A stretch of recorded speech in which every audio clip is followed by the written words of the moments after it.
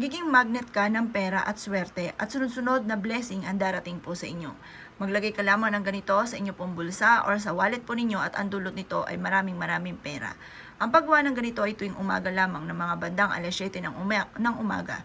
At basta mag-focus ka lang at aniwala. Sabi nga po nila, basta't may 100% kang paniniwala ay walang imposible na makakamit ninyo ang inyong mga pinapangarap. Ang bulak ay isa sa mga pagaganin ang daloy ng swerte lalo na sa pera. At ang ginto naman na pera mabosing ko ay sumisimbolo ng kasaganahan. Mainam na pagtambalin mo ang dalawang ito at ilagay niyo po ito sa inyo pong bulsa.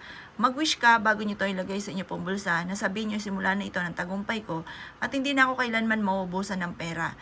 At pagkatapos, positive ka lamang, ito po ay isa sa mga magiging money magnet sa inyo at sunod-sunod at bawat oras na swerte ay dulot nito sa inyo. At kayo na mismo ay ma-amaze sa dami-dami ng mga blessing na darating matapos nyo po itong gawin.